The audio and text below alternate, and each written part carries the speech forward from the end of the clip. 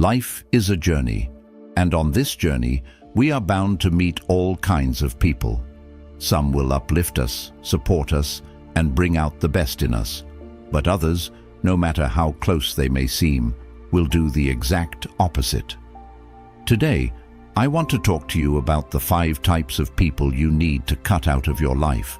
We'll explore who these individuals are, why they're more of a hindrance than a help, and how you can identify them. This isn't just about making space in your life. It's about clearing the way for your own growth and happiness. So, if you appreciate diving deep into discussions that help us grow, and you're all about embracing the best version of yourself, I've got a simple favor to ask. Hit that subscribe button. And remember, every part of this video packs value, so make sure you don't skip any part as we anchor ourselves in some timeless Stoic wisdom to navigate these tricky waters. Ready? Let's get started and identify who might be holding you back from truly flourishing. Number 1. The competitor. Navigating through life, you're bound to cross paths with a variety of personalities, each bringing their own flavor to the mix. One of the more challenging types you might encounter is the competitor. You know the type, someone who can't seem to let a moment pass without turning it into a battle of one-upmanship. They're the friend or colleague who sees every interaction as a chance to prove they're better, smarter, or more successful. It's not just about having a bit of competitive fun. Their need to compete is constant and often comes at the expense of your own successes and happiness. This relentless competition can be exhausting. It's like being in a race you never signed up for. These individuals might celebrate your setbacks with more enthusiasm than their own achievements, and that can feel pretty demoralizing. The key here is not to get caught up in their game. Stoicism teaches us the importance of focusing on what we can control and letting go of what we cannot. In this case, you cannot control their competitive nature, but you can control how you react to it. Instead of engaging in this endless competition, why not shift your focus to relationships that build you up? Here's how you can handle it. Start by setting boundaries. If the competitor crosses a line, be clear about what behaviors are not okay with you. Communication is crucial. Sometimes people don't realize the impact of their actions until it's pointed out to them. However, if discussing it doesn't change anything, it might be time to reassess the role they play in your life. Stoicism also teaches us about the impermanence of external conditions, including relationships. It reminds us that sometimes, for our own peace and growth, we need to make hard choices about who we keep in our inner circle. Surround yourself with people who are supporters, not rivals. Seek out friends and allies who cheer for your victories and help you learn from your losses rather than revel in them.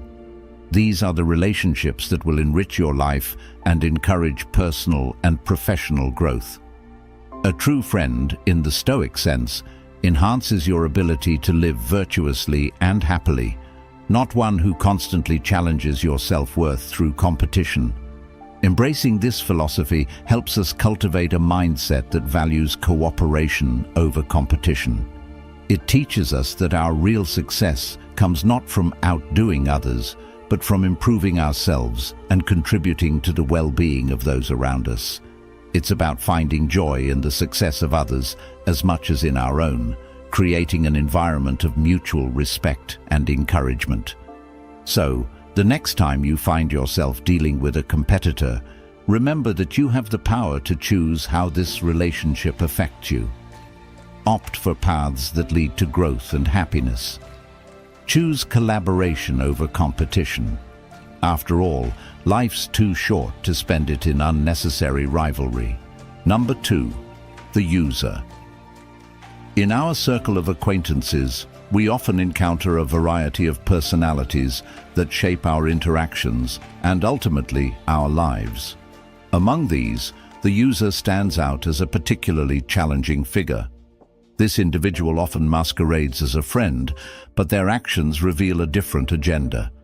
They are consistently present when it benefits them, quick to ask for favors or support, but conspicuously absent when you're the one in need. This type of relationship can drain your resources and emotional energy, leaving you feeling unappreciated and exploited. Dealing with users requires a strategic approach grounded in self-respect and clear boundaries. Stoicism, a philosophy that teaches the value of understanding our emotions and managing our reactions, offers valuable insights for handling such situations. Stoics emphasize the importance of focusing on what we can control, our responses, and our boundaries. In the case of the user, you control the access they have to your time and energy. It's important to start setting firm boundaries. This means being clear about what you are and are not willing to offer in a relationship. When a user comes calling, consider whether you are helping because you want to or because you feel obligated. If it's the latter, it might be time to say no. This isn't about being unkind. It's about ensuring mutual respect in all your relationships. Remember, it's okay to refuse a request if fulfilling it would leave you feeling resentful or taken advantage of. Communicating these boundaries can be as simple as saying, "I'd love to help, but I really need to focus on my own priorities right now," or "I've noticed I'm often there for you, which I'm happy to do, but I feel like it's not reciprocated when I need support." Expressions like these aren't just verbal statements, they are affirmations of your self-worth and reminders that true friendships are reciprocal. Moreover, embracing Stoicism can help us detach from the negative emotions that arise when dealing with a user. By reflecting on the impermanence of discomfort and focusing on our ability to remain virtuous, in this case honest and balanced in our dealings, we can maintain our composure and even our compassion. Stoic wisdom doesn't just protect us, it teaches us to maintain our integrity even in the face of challenging relationships. In nurturing relationships that are truly reciprocal, we enhance our lives and align more closely with Stoic principles, which advocate for harmony and the mutual exchange of good. Life is too short to maintain one-sided relationships that leave us depleted. Instead, we should invest our energy in connections that are nurturing, supportive, and balanced. By choosing to surround ourselves with people who value and respect our contributions as much as we value theirs, we not only uphold our dignity, but also foster a community of genuine and supportive relationships. Remember that while you cannot control the actions of others, you can control how you respond. Setting boundaries with users isn't just about protecting your resources, it's about cultivating a life based on respect, reciprocity, and real friendship. Number 3, the blamer. Encountering a blamer can be one of the most draining experiences in our personal or professional lives. These individuals have a knack for shifting the weight of their own shortcomings and errors onto others, painting themselves as perennial victims of circumstances or the actions of those around them. This habit not only fosters a negative atmosphere, but can also stifle personal growth and collaboration. Blamers often operate by creating a narrative where they are free from fault, regardless of the evidence to the contrary. This can manifest in small, day-to-day interactions or in significant ways, especially when things go wrong. Instead of looking inward to consider how their actions contributed to a situation, they point fingers, ensuring that someone else always appears to be the cause. This behavior can not only disrupt teamwork, but also damage relationships by eroding trust and respect. Stoicism provides a useful framework for dealing with blamers.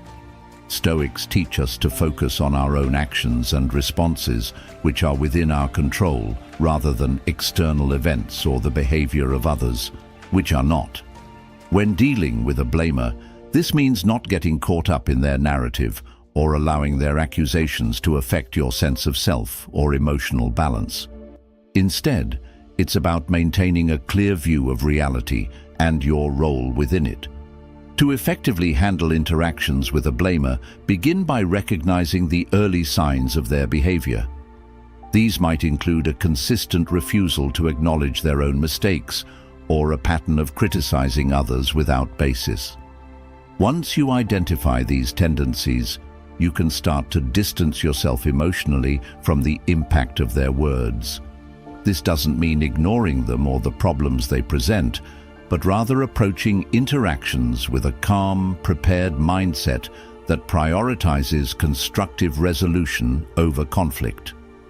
Communicating openly and assertively can also be key.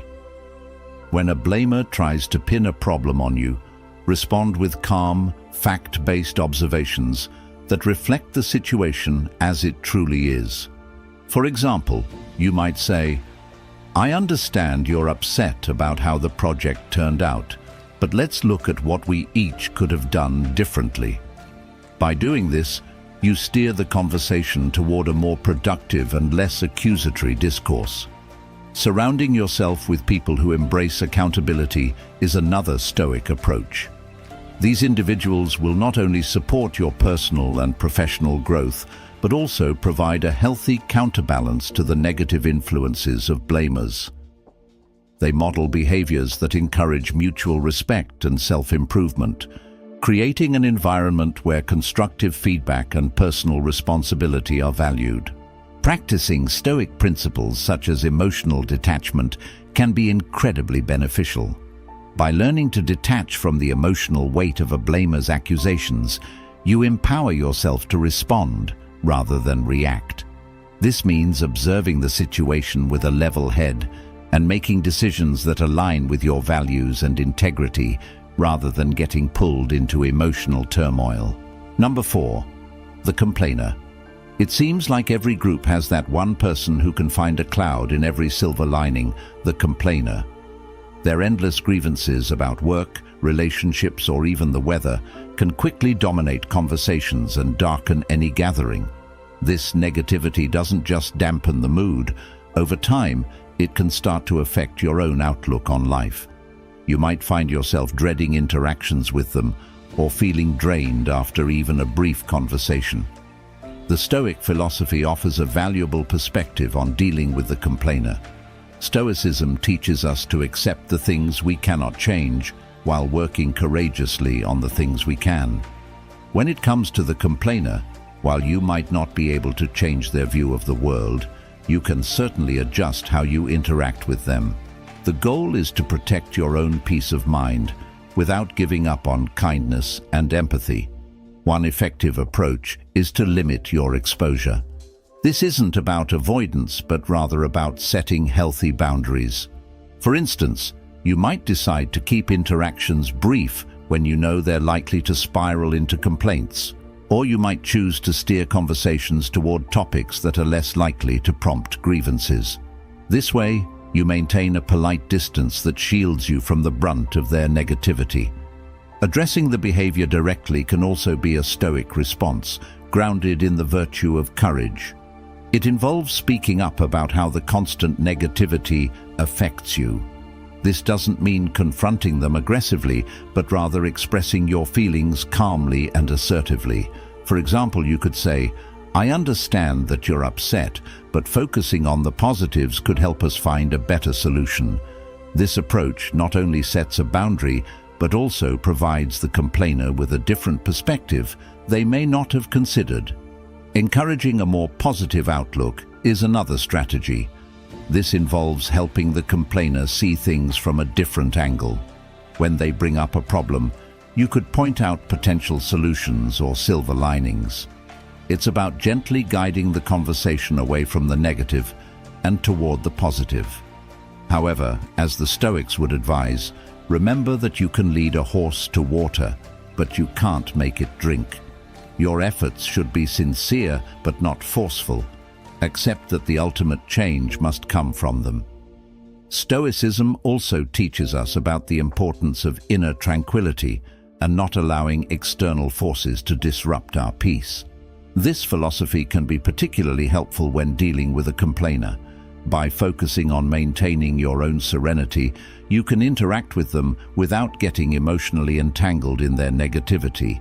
Think of their complaints as waves crashing against a sturdy rock.